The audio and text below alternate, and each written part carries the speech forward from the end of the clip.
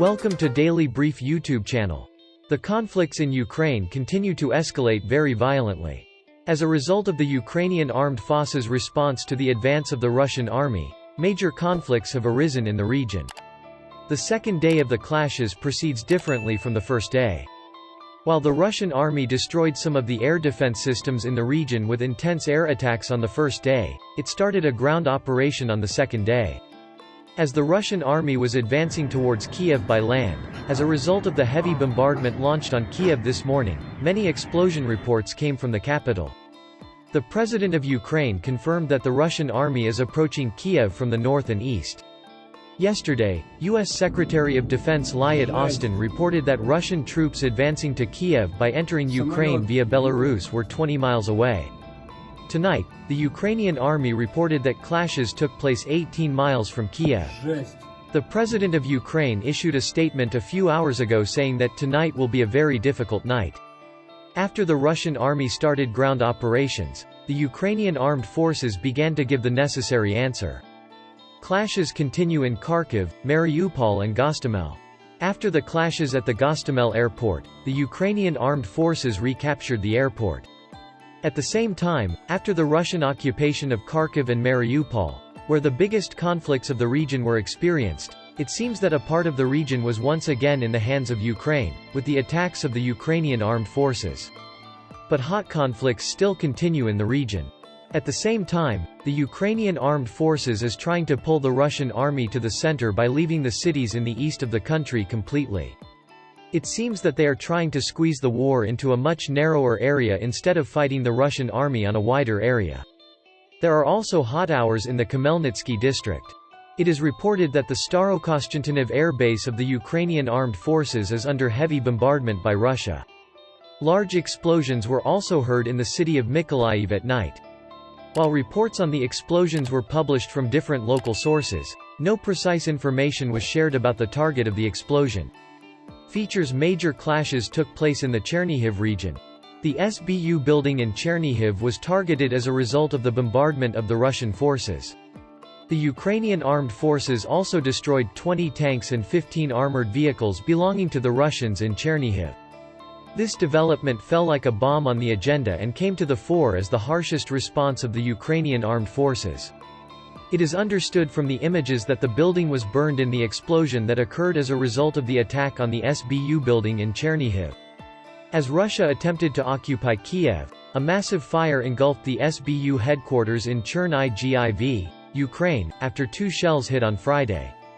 A massive fire broke out after 2 bullets hit the SBU headquarters in Chernihiv, Ukraine, on Friday. The Security Service of Ukraine, SSU, is Ukraine's main government security agency in law enforcement and counterintelligence activities and in the fight against terrorism. According to the local newspaper Suspilne Chernihiv, the regional SBU building was set on fire. The fire engulfed the roof. Recall that 2 artillery shells hit it. The Ukrainian army is reporting significant clashes in the northwestern region of the capital, Kiev, as Russia tries to invade deeper. Russia's plan is to break through Chernihiv and Ivanki as far as Kiev with columns of tanks. The Ukrainian said that he destroyed about 20 Russian tanks in the direction of Mina in the Chernihiv region. In the statement made by the Land Forces Command, Northern Operations Command units destroyed about 20 enemy tanks in the direction of Mina in the Chernihiv region. The losses in manpower are being clarified. The Kremlin announced that President Vladimir Putin has agreed to send a delegation to meet with Kiev. However, as a result of the negotiations, no agreement was reached between the Zelensky government and the Putin government, and at the end of the negotiations, the president of Ukraine stated that this evening would be much tougher for Kiev. Earlier in the day, Russian Foreign Minister Sergei Lavrov said they would be willing to continue negotiations through diplomatic channels if the Ukrainian military agreed to lay down arms. Last December, we proposed to talk with Zelensky about the security guarantee. We want to have joint talks and joint efforts for a joint security guarantee. He is aware of the facts about Ukraine and should not blame Russia, said Lavrov. Well, when we briefly summarize what happened in Ukraine today, as dawn breaks in Kiev, the capital of Ukraine, air raid sirens are sounding in the capital. Ukrainian President Volodymyr Zelensky confirmed multiple reports of Russian missile strikes in a national speech early Friday morning. Violent explosions were heard in Kiev early Friday morning. A Guardian reporter in the city confirmed that they heard a loud explosion. Earlier, reports circulated that Russia had launched a series of missile attacks on the city of just under 3 million, while residents reported waking up to the sound of the explosion.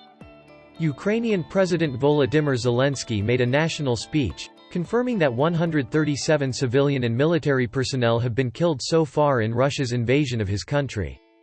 Zelensky added that although Russia describes itself as the #1 target, his country was left alone to fight Russia and that he and his family remained in Ukraine. The Ukrainian president also declared a full 90-day military mobilization against the Russian occupation. According to U.S. officials, Russian forces were only a few kilometers from reaching Kiev. U.S. Defense Secretary Lloyd Austin told lawmakers that Russian mechanized forces entering Ukraine from Belarus about 20 miles from Kiev, the Associated Press reported, citing a familiar source, said in a phone call that took place around 6:30 p.m. Eastern Time on Thursday. He said it was 32 kilometers away. When news broke that Russian tanks were approaching the city from all directions, many civilians sought safety in bomb shelters and subway stations. The White House press secretary, Jen Psaki, said the United States was ready to accept Ukrainian refugees fleeing Ukraine. Southeast of Kiev, 2 high-rise residential buildings were seen burning after debris from a downed plane reportedly hit them. A multi-story building is on fire in photos released by the Ukrainian State Emergency Department. Ukraine's Interior Ministry said it shot down a Russian plane over Kiev. Anton Gerashenko, advisor to the Minister of Internal Affairs of Ukraine, said that the Russian plane was shot down by the Ukrainian Air Force and crashed in the Darnitsky district. The Ukrainian Border Guard Service said that the Ukrainian border post in the Zaporizhia region was hit by a missile attack at 4:25 a.m. local time. The Ukrainian armed forces confirmed that additional weapons were brought to Kiev amid news of the explosion in the Ukrainian capital.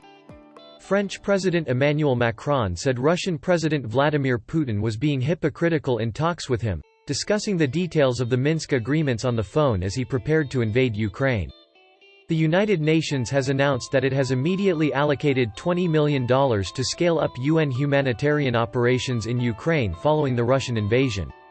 Ursula von der Leyen and Charles Michel from the EU announced the details of the second tranche of sanctions against Russia.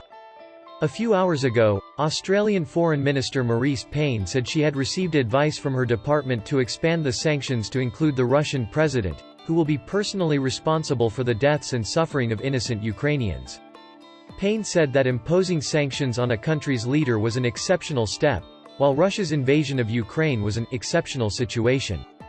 Obviously, the only way to set a price for these actions is to make sure that he shares some of the cost and some of the pain he has caused everyone around him in Ukraine. Ukraine has asked Tim Cook, Apple's CEO, to remove Russia from the App Store and Apple products. The country's Deputy Prime Minister and Minister of Digital Transformation, Mikhailo Fedorov, published his letter Friday, urging Cook to strengthen the impact of government-level sanctions. The whole world repulses the aggressor by imposing sanctions, the enemy must suffer significant losses. But we need your support. In 2022, modern technology may be the best answer to tanks, multiple rocket launchers, HRAD, and missiles. I appeal to you, and I am sure that you will not only hear, but do everything possible to protect Ukraine, Europe, and finally the whole democratic world from bloody authoritarian aggression, including blocking to stop supplying Apple services and products to the Russian Federation.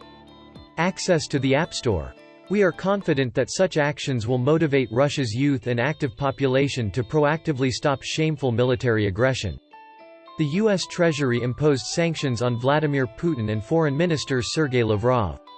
The United States, in coordination with its allies and partners, continued to respond vigorously to Russia's unjust, unwarranted and unintentional invasion of Ukraine, the ministry said in a statement.